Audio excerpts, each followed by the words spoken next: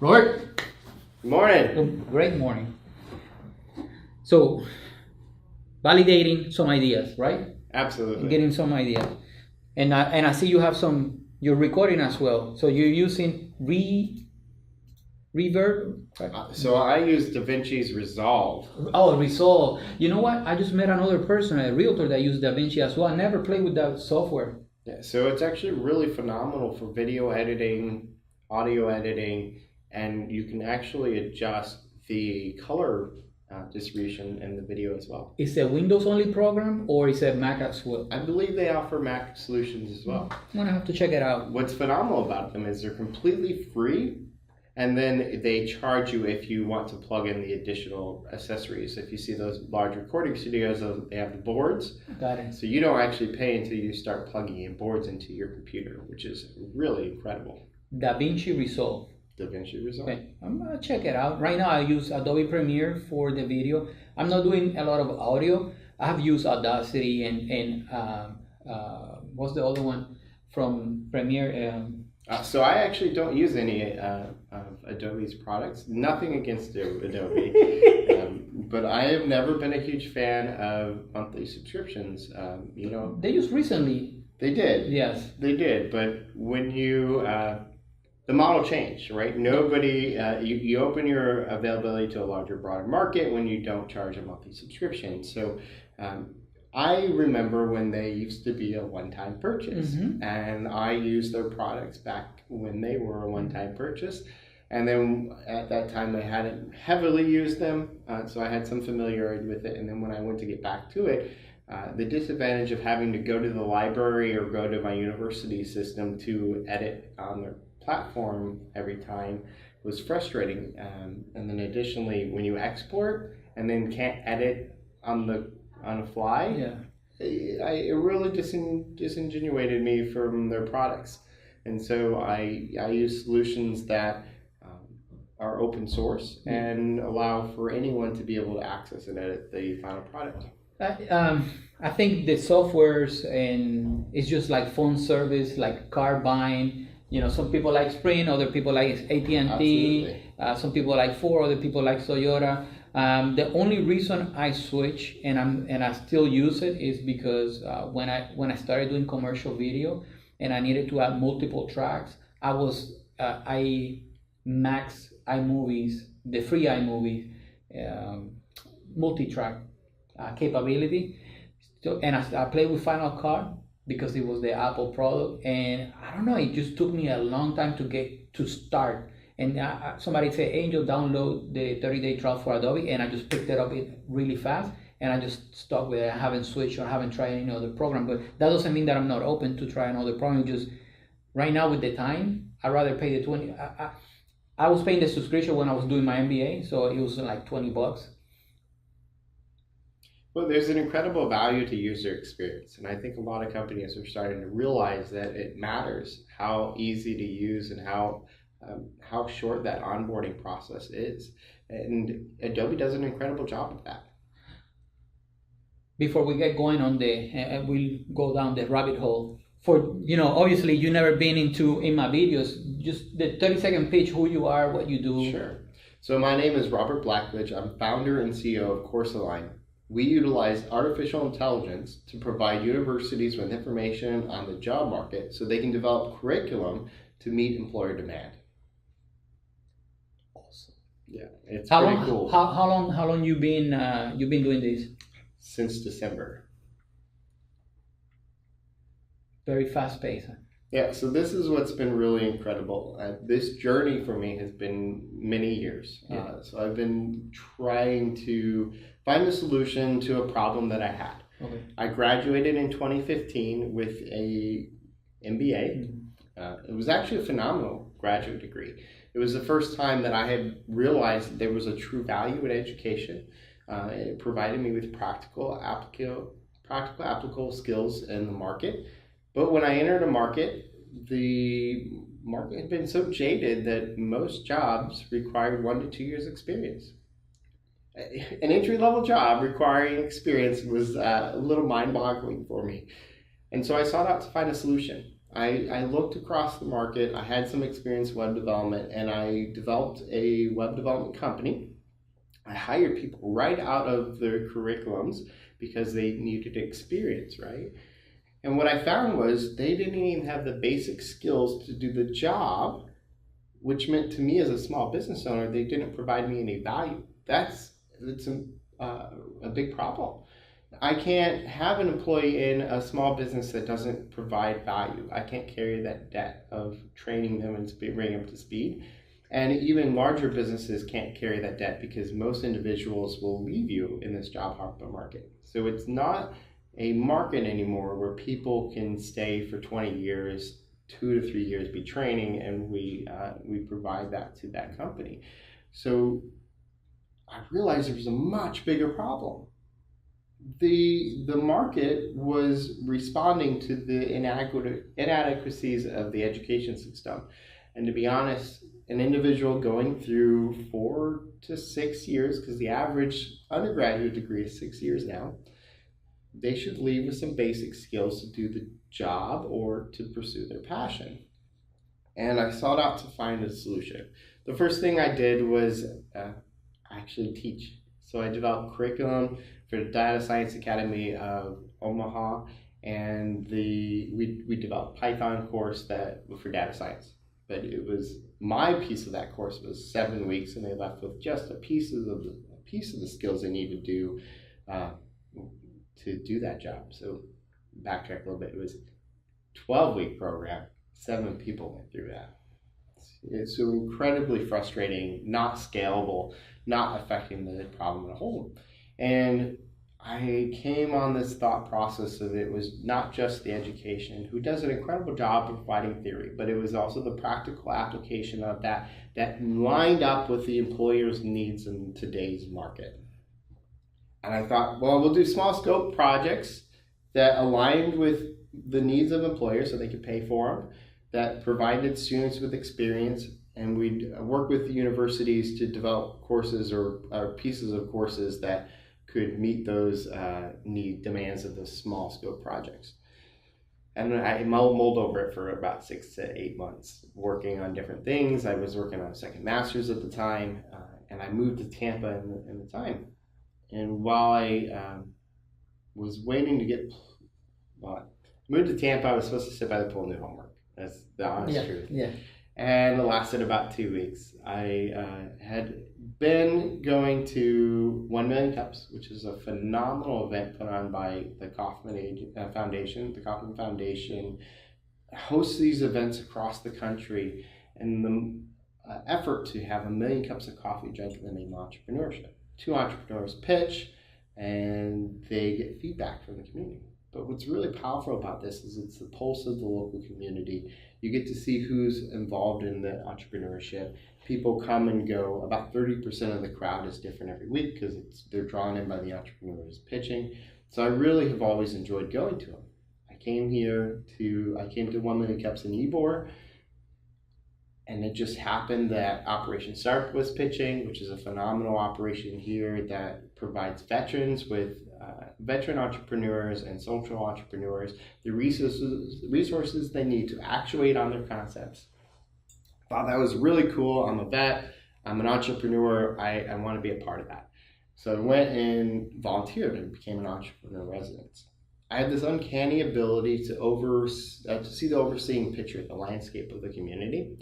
And what I saw was there was this incredible resource of helping veterans and these social entrepreneurs get the resources they need to get their ideas stood up, validated, get a few customers, kind of get started, but they always seem to have a roadblock or two that they stop at, and they wouldn't go through it or around it. And I don't know if that has to do with the mentality or just the stage of the entrepreneurship community here, but I proposed a hackathon/startup weekend called BizSprint, where we would bring in these resources and provide an organic event where they could work with the entrepreneur to accelerate on the idea.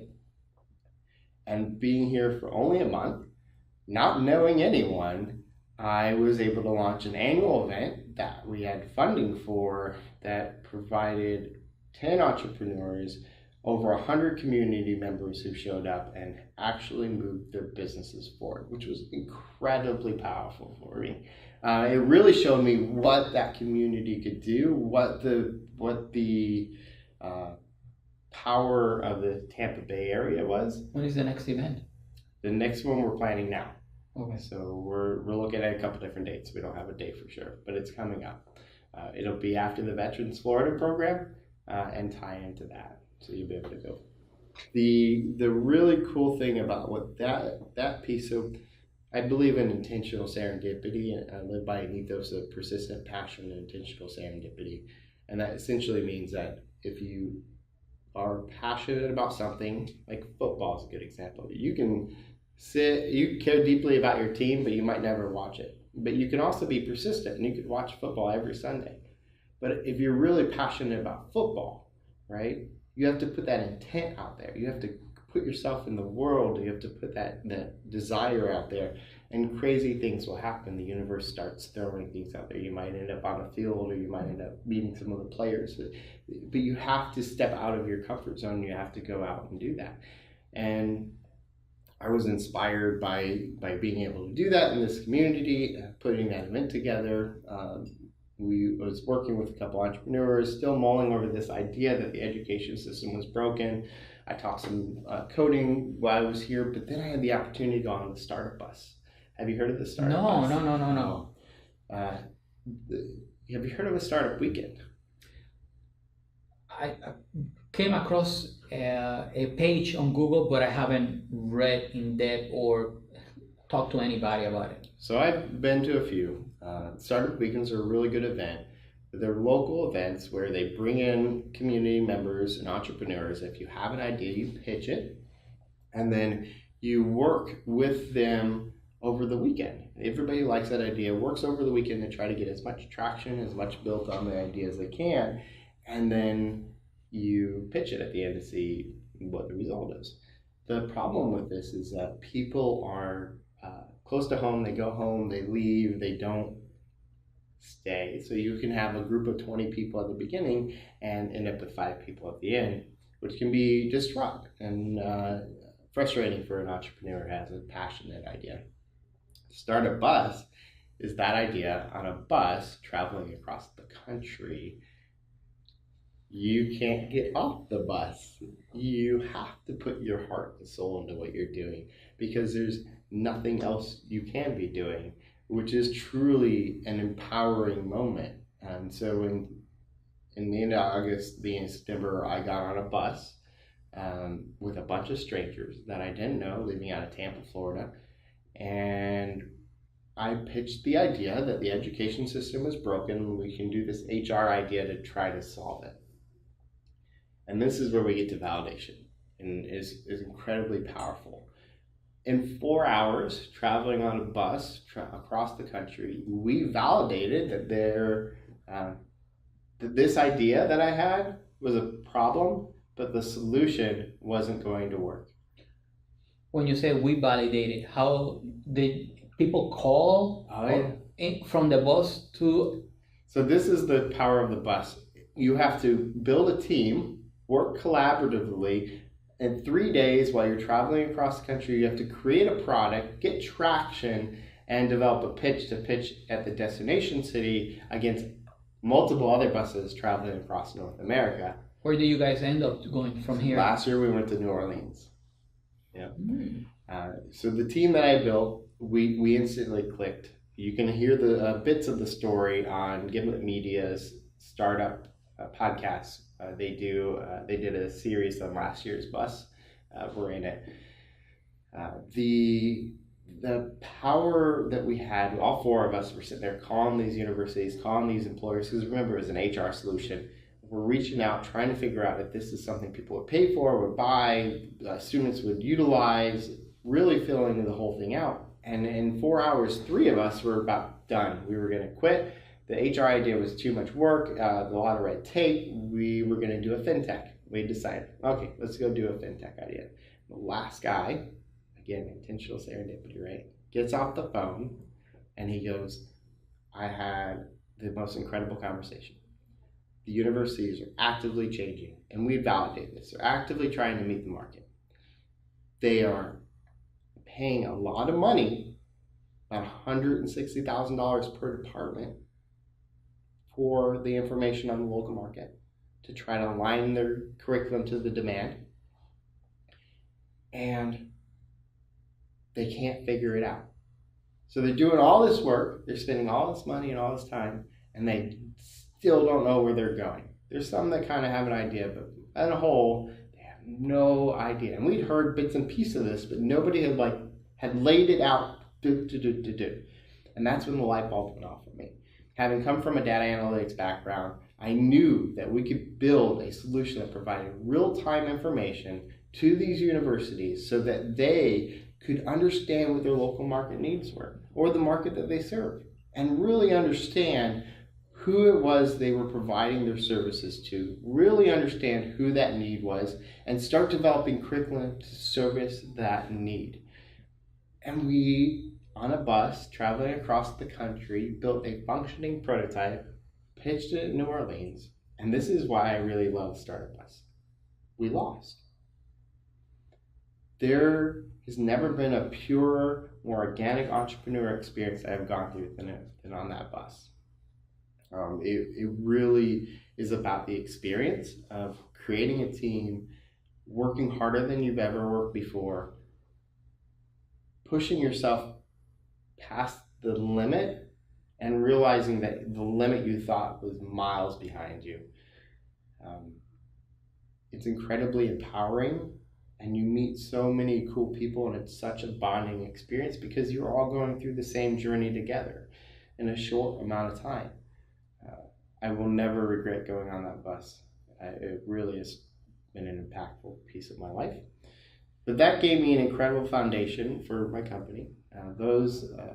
Most startup weekends, people are taking a step out of their day-to-day life, and they're going to see what entrepreneurship is about. Most people don't start companies. They find out what it means to be entrepreneurially minded or have the entrepreneurial spirit, which is incredibly powerful for companies. And so they come in and they go there. My entire team that I built on the bus, they all went back to doing what they had done. They all went back to their employers. They all went back to their day-to-day lives. And I know they've actually had promotions in the last year, which is really cool to see them grow and excel at what they're doing. But for me, it was my passion and my drive to work towards fixing the education system. And it gave me this incredible foundation. I came back, let them figure out what they wanted to do, kind of put it on the sidelines. While I was doing that, I met this incredible person, Jennifer Groniak. She was another happenstance meeting. I helped organize this event called Hack Zika as a Code for Tampa Bay, which is part of Code for America event, where it was a hackathon that we worked with the community, the Hillsborough community, to try to figure out how to better spray for mosquito control. And it was at the end of the night, I was about to go home, and she was just sitting there talking about education, and we got into how the education was broken, and how she had spent a year and a half going and working back for the university to get skills so that she could finally get a job in the career field that she needed, or that she had originally went out to do. She was finally doing data analytics, and we bonded about the fact that we both had graduated from programs and both had not been able to engage in what we were passionate about.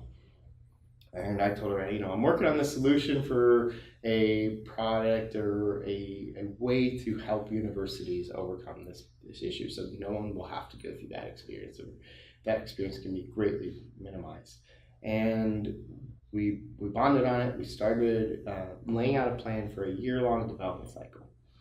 And then in November, at the end of it, we went to a Veterans Entrepreneur Symposium. I pitched and took first place.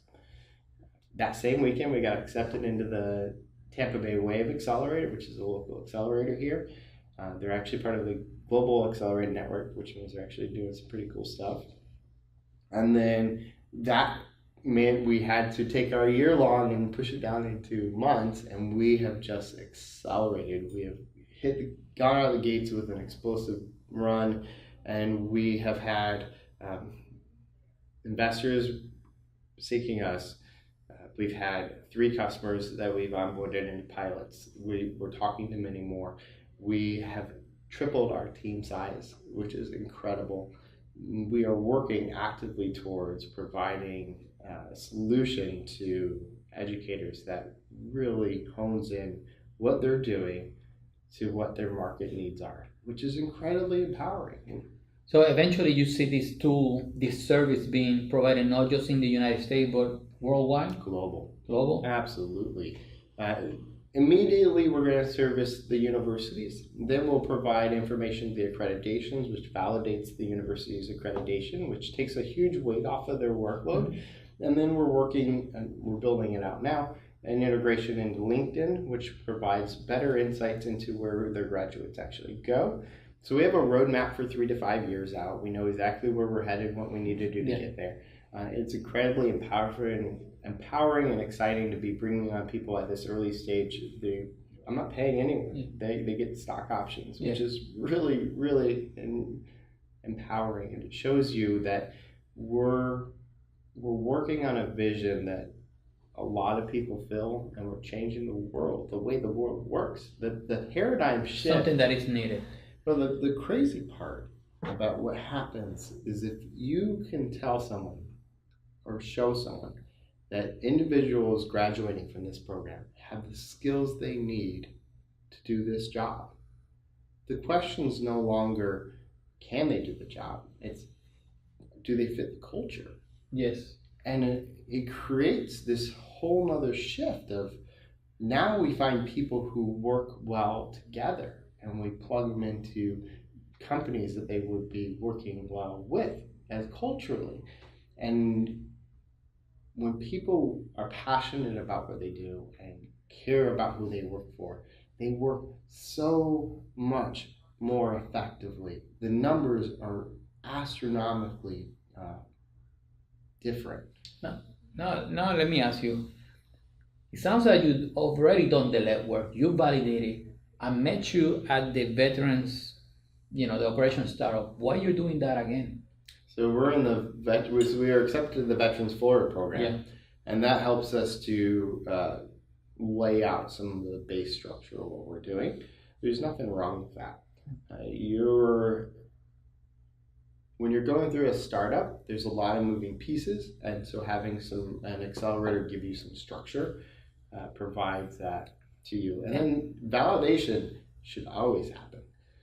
And the reason I ask is because I'm in a similar situation. So I still provide hosting, and 80% of my income right now comes from web design, hosting, and video production. The web design website comes once a week, one lead, and I close. I try not to do like I used to one website a week. I minimize it to one a month. The hosting is still consistent. I want to do more video, and the video is being good. I know I know the service is good because I'm getting paid for it. The video has been put on my lap. The website design has been all referral lately. I lost that touch of like going and seeking for it, and I love marketing. I still do, and I advise on marketing on other people, but that's a minimum part of my income. And so on the designing and hosting, when I left Vegas, I decided I made a commitment that I will not do any more cheap hosting, and I will just do high-end maintenance or maintenance for the accounts for big clients. And so I shut down the $7-10 hosting like most people do, and it's been steady. Knocking on wood, I haven't lost any clients like that, nothing like that. But now I had this vision, with time I realized that most people do a lot of activities on social media, for example.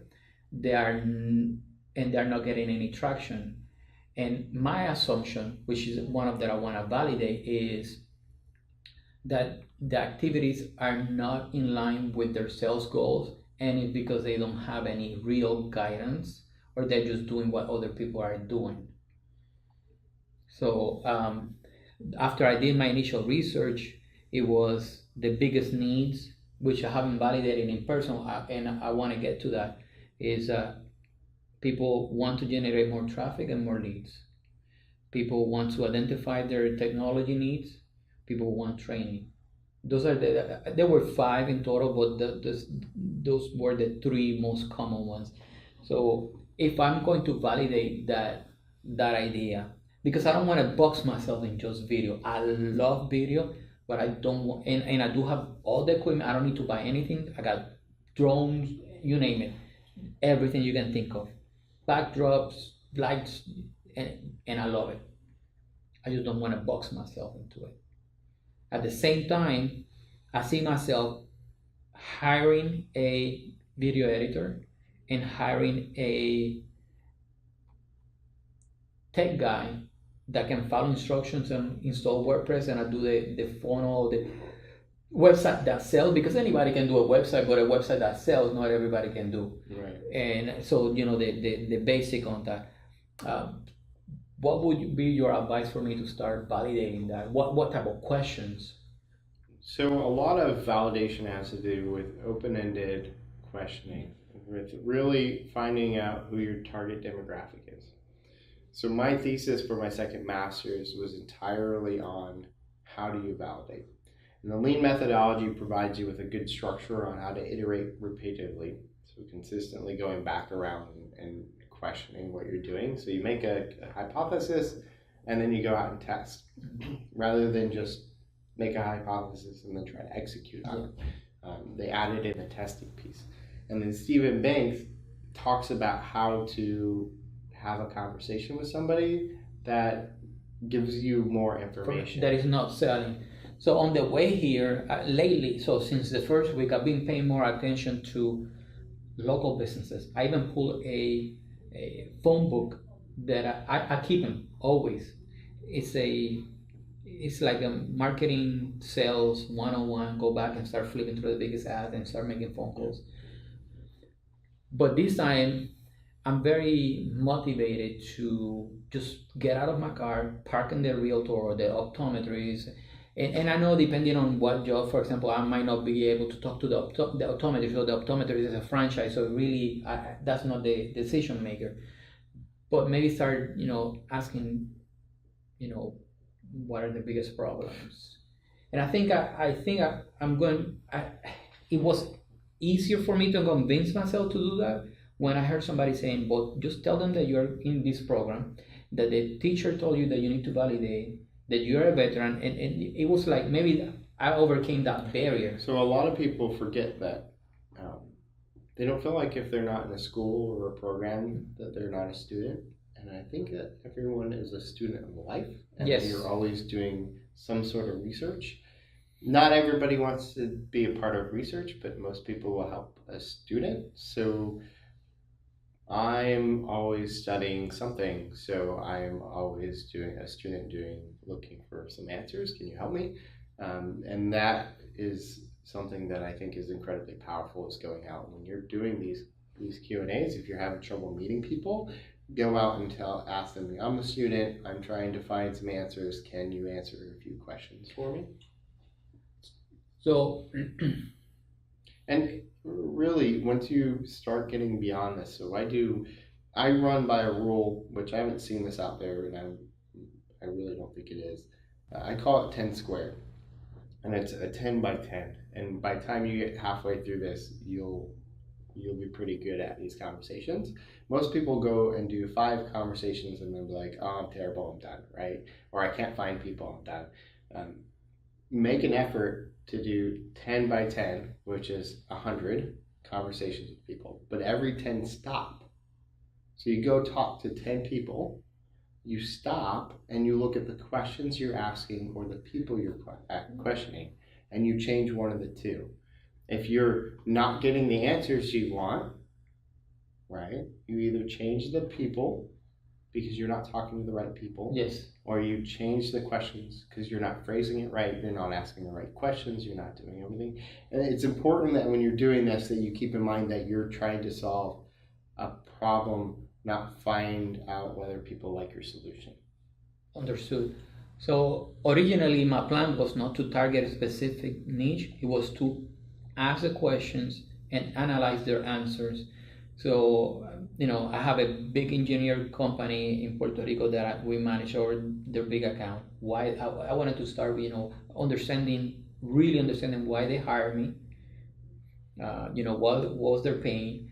We have a Airbnb, a big company that has property all around. Optometrists, lawyers, cowboys. We were recording videos a week in North Carolina so I wanted to start with the pay clients, but maybe I don't know if that would be the best solution for me. But at the same time, I already made a mental note in where I'm going to drive, where I'm going to exit my car in the local community where I live in Brooksville, and start asking those questions. Going back to your current customers, especially if you're an existing business, is incredibly powerful. Your in business, it's not actually the effort that you put into getting the first sale that tends to be the evaluation on your company, because there's so much expenditure to close somebody that first time. What is of value to an investor or somebody who is looking at evaluating your company is your turnover rate. How many of those customers are you retaining over time, and how often do you lose them? Because if you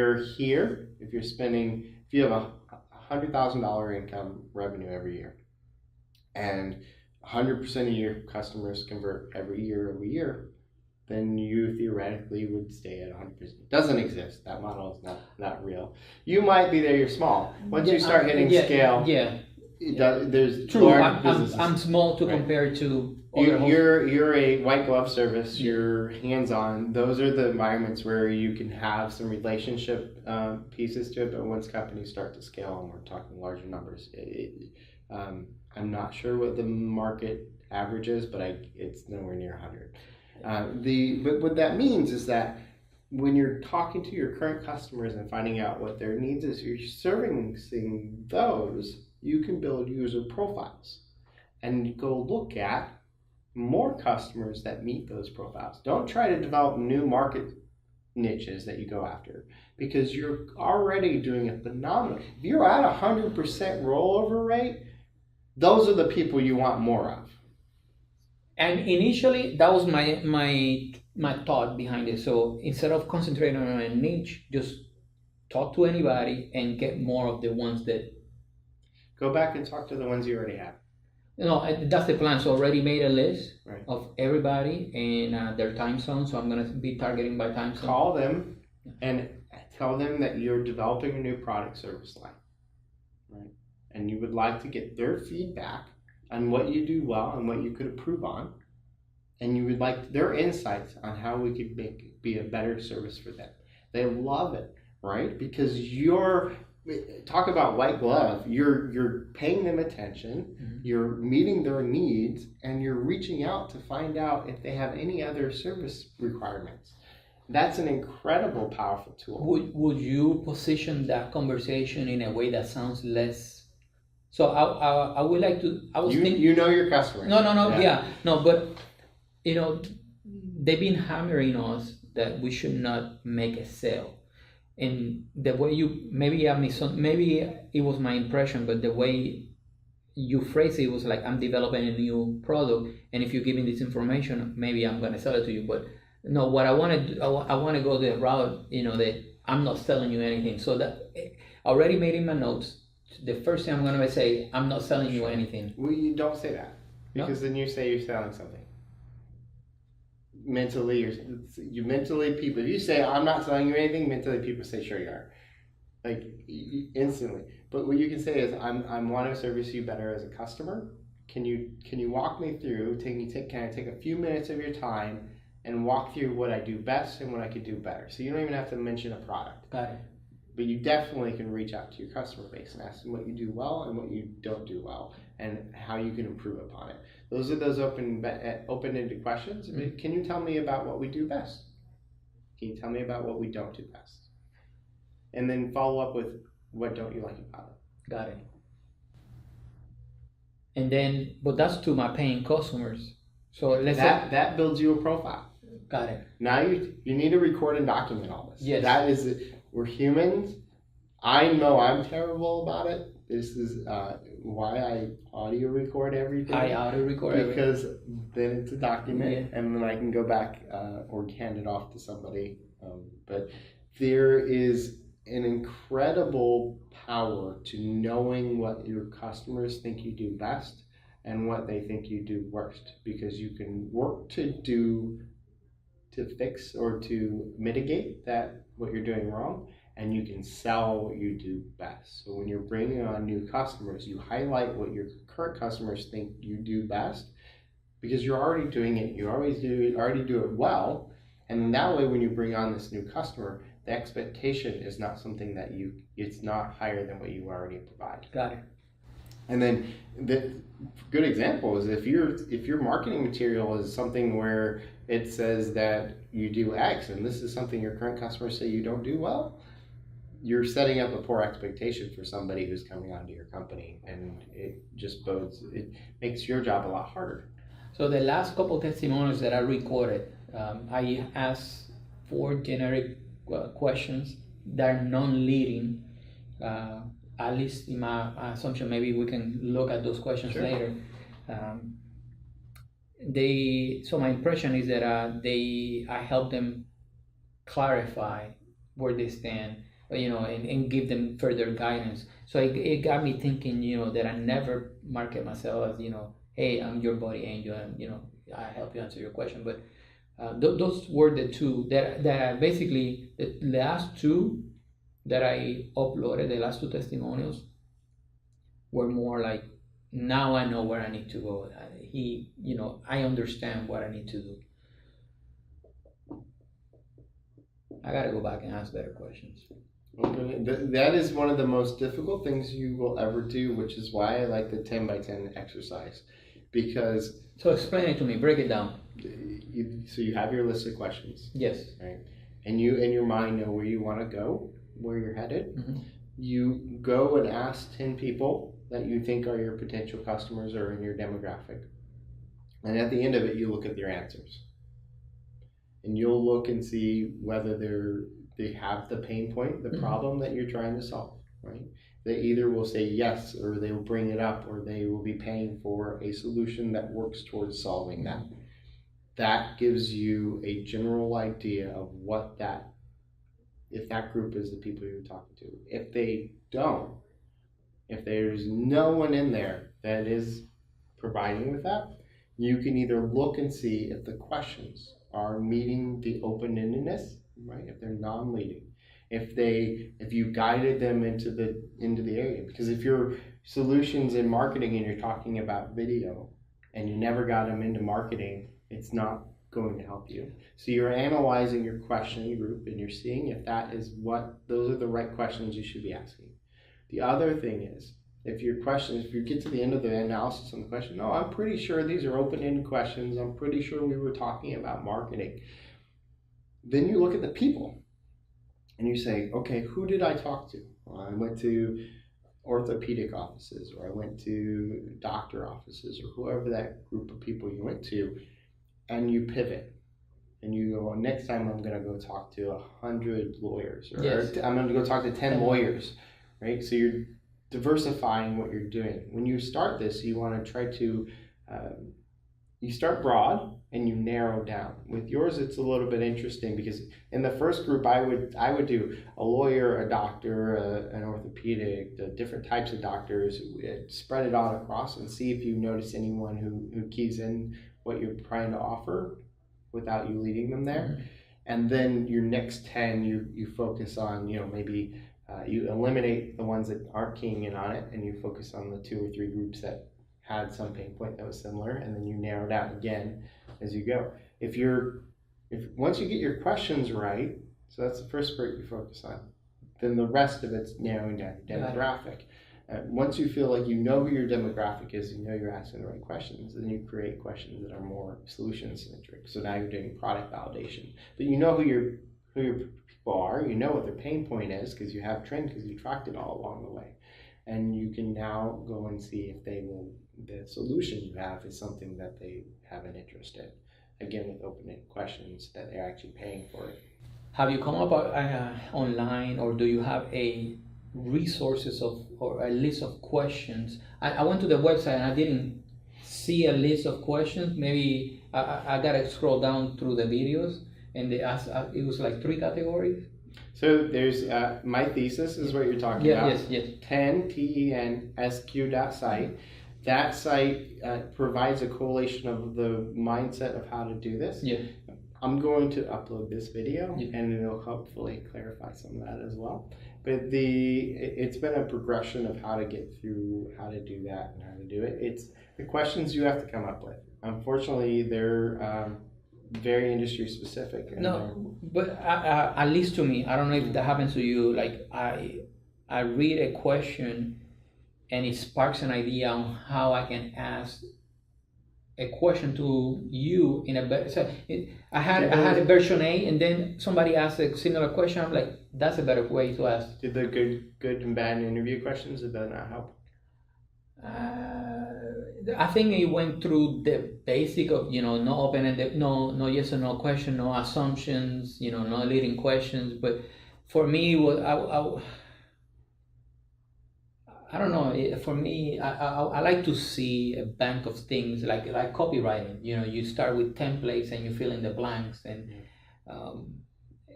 I don't do that. But yeah, we still do that anymore because the headlines and bullet points are just standard. That's psychology on people. But I don't know. Maybe I'm wrong, but that's what I was looking for. Like a list of questions to get me started. It doesn't have to be specific to web design, or people that have asked questions and recorded it. I can put something like that on there.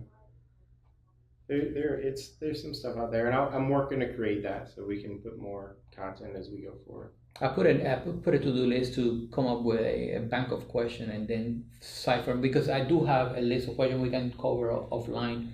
But they were more leading to marketing, not to the other services. So the way I navigate towards where I'm headed is I organically position myself where I'm going. So I start naturally introduce myself, have a conversation with them, let them talk to me a little bit, then I talk about, in marketing this or in marketing that, and opening questions. When you're doing that, tell me about the last time is a really good one. What don't you like about is a really good one. Tell me more. Yes. Follow up. What didn't you like about it? Those questions are very leading. We can do one if you'd like, real quick, and we can do an example. Sure. Yeah, I'm game. Okay. I'm game. So, do you wear a watch? Yeah, well, not today, but yes. Okay. So tell me about the last time you wore a watch. Yesterday. What didn't you like about it? Nothing. I loved it. So there's 2 things that I learned right there, right? So in the very beginning, I got nothing out of you, right? Because I asked you a yes or no question. Mm-hmm. So if I went around and I have a product that helps with watches, then it doesn't do me any good, because all I know is that, yes, you may have worn a watch at some point in the past. But the second time, I did tell me more about it, and I got much more detail out of you. I got that you don't have a problem with it, you don't need anything. But now I can drill down further. Well, tell me about the last time you wore a watch and got a sunburn. I don't recall the last time that I wore a watch and I got sunburn. I don't. So you're not my demographic, right? So now I should know, because my product is a clear watch that doesn't burn you, right? But I'm not going to tell you that when I'm questioning you. But I know you're not my customer. So now in my head, I can cross out, okay, you as an individual, what I can assess from you are not going to be somebody I'm going to go talk to. Yeah. Maybe somebody with paler skin, right? And so you're looking for those marks, and the questions probably aren't bad. The yes or no one definitely was a bad one, but it frames it, because some people don't wear questions, but I can find that information out with tell me about the last time you wore a watch. And if they say, I don't wear a watch, that's fine. But I also get a ton more information if they do. So the way you phrase the question is important. And then the key information, right? If I know what my solution is, I don't tell you it. We have a conversation. It's pretty organic. Oh, well, I don't have sunburn. I can't remember a time. Okay, you're either not the person or I'm asking the wrong questions, right? And I need to go back. I'll go talk to 10 other people, and maybe this is live organic, right? Yes. I talk to you, next time I'm going to go find somebody who has paler skin and still wears watches, right? So next time I'm going to say, tell me about the last time you wore a watch, but somebody with paler skin. Probably looking for people who are wearing watches, probably keying in on people who are more likely to already give me the answers that I want or already have the pain point that I have. So you're looking to navigate towards that demographic. People are pretty good at this. You're in your head, you have a hypothesis. Now all you're doing is going out and testing it. All you're doing is going out to people, but you can't go out and say, you're the person I'm looking for. You have to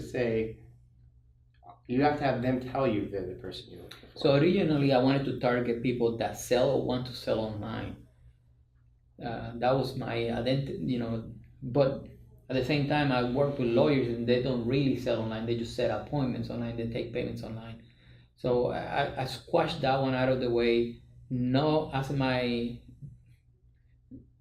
didn't want to start just asking questions to people that have scalable products or services, because the lawyer is really not scalable. But then, unless they have a firm. So I wanted to, start asking, to start the conversation, gain the rapport. Why did you start this business? And then, what is the hardest part of the day-to-day? And then asking them marketing question, how you acquire your customers? What's the biggest, and go from there in that line of question. Do you have problem in getting more customers? Why do you think is that? Because especially in the video, a lot of times the customer won't know why they have the problem. You ask them how they're trying to solve it. What are you doing to get more customers? Yes. What have you done that it worked and that didn't work? And from that you can see what is working for them. You get a lot more information because you know the tools that they're using, you know the market, you know the industry. So if they're doing online tools, okay, maybe an SEO campaign with targeted Facebook ads. If they're doing news and a billboard and that seems to work, okay, maybe we need to do a local direct mail. There are some resources that you get so much more by letting them tell you their story. Yes. And that is why the open-ended piece of it is important. But putting some structure behind it, the 10 by 10 methodology, lets you adjust as you're going if you're not getting the results. Because we're human and we get frustrated and we'll just give up if we're like, oh, nobody, or we will step into oh yes, everybody has this pain point. But knowing that you went and talked to 100 people without leading them, you just talked about the problems that they're having, and they said, yes, we have this problem. So with Course Online, we talk to educators, we talk to community members, we talk to workforce development, and we ask them, tell me how you're closing the skill gap. And they don't know. They're getting people together. And so then I'm like, well, how is this different from what you've been doing for the last 10 years? It hasn't been. So there's no change, no creation, and it's not. We haven't talked to one person. We haven't talked to 10 people. We've talked, hundreds of people that we've had these conversations with, and it's interesting because when you can provide a solution to them after you've had a conversation about their pain point, they're already keyed into what you're doing, right? They're already in that moment, that energy, that frustration that what they're doing is not working and it's problematic and it's frustration because they brought those emotions to the table. You didn't. You're not poking them. You're pulling it out of them. And that is when you provide them with a solution. Well, how about using modern technology, using artificial intelligence to provide information on what the employer needs are. Yes. Would that improve your The line, ability? and you start seeing and then their eyes pop. Yeah. Because they're already there, and they're like, oh, why didn't we think of of that? Right? The best solutions are the ones that people say, why didn't I think of that? And then going back to the video, the people that I love recording videos for is people that are going to use that video for selling. Like, I'm recording your training program, or I'm recording, your coaching program. I'm recording your testimonials or your sales or FAQs. Sometimes I used to record vlogs for other people that didn't want to hold the camera, and I follow them. But so in training scenarios, that's something that I've done as well. So less droneage, maybe for B-roll, scene establishing shot, but the last one was. So I don't know. I'm gonna come up with a bank of questions. I'm gonna create a good document, and I'm gonna start asking the question. And I think this program. Just don't get frustrated. Oh no! Because you're gonna have the questions, and you're gonna go talk to people, and then look at who you're talking to. Like with my line of questions, you are not my customer. Yes, that doesn't discourage me. That means that is good. Yes. I've just knocked out a whole bunch of work, right? Yes. One, I'm gonna start looking for people who have watches on. Two, I'm gonna go look at people who are lighter skinned, right? That is a ton of work off your load. You want to knock out demographics. You want to knock out, because in the beginning of starting something, you want to go as niche as you possibly can. Do not start a business that services everyone.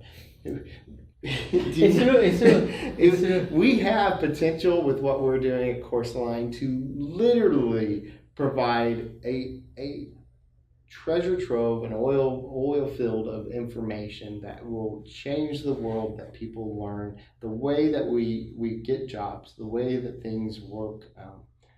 But today, I'm providing information to universities so that they can develop better curriculum. Tomorrow, helping accreditation so that universities can focus less on things that really aren't a part of teaching. And then in the future, we might very well develop curriculum that meets in people's individual needs and fits them as a person and as an individual. So when they seek a passion and something they're going after, they can just follow the dotted line rather than making it a big guess. So let's go back. I know you have the 10 square dot site, and that's a 10 SQ. Yeah. And that's a framework that you want to teach. That is a thesis project with information on how to validate early stage concepts. So let's say that let's do a quick recap on that one. If you were going to teach that one to somebody that doesn't know you, what would you say? You say, pick 10 people, develop your list of questions, pick 10 people, ask them there's 10 people the questions, and then what? So you develop your list, you take that list and go talk to 10 people. And then when you're done talking to those 10 people, you're going to look at whether or not they answered the questions the way that you wanted. And when I mean that, it means are they experiencing the pain that you have? Because these are not leading questions. And then those 10, at that point, you're either going to change who you're asking the questions to. So you look at the demographic of the people you were talking to, and then you'll either change who you're talking to because they're not experiencing that problem, or you'll change the questions because you feel the questions aren't open-ended or aren't providing them or guiding them to the direction that you want. And the point is to ask that 10 times so you get at least to 100 people. Yep, 10 times 10, 10 squared. You got it. 10sq.site. Yes. It's a survey in the front. What's the purpose of it? It's for school? So this being a thesis project, we have a survey, and it actually measures your entrepreneurial aptitude. And the goal of the site is to provide you with some resources that get you out and actively performing the early stages of entrepreneurship. And we want to measure that and see if that grows your aptitude for entrepreneurship. So in a few months or weeks after you've used the site and implemented the material, we'll send you back another survey so that you can do a follow-up for me. This is been an amazing conversation, Robert. Thank you for your time. I definitely will be applying the 10 SQ format to my line of questioning. I'm going to develop a better set of questions. I'm going to go straight and ask them people, and if I can, and then look, analyze, and readjust from there. And I think it gives me structure and a format to follow instead of just going all crazy and have a bunch of data that I can, maybe it will take me much longer to understand and filter out. 10 people is a much narrow, yes. Absolutely. It was my pleasure. Thank you, my friend. Thank you.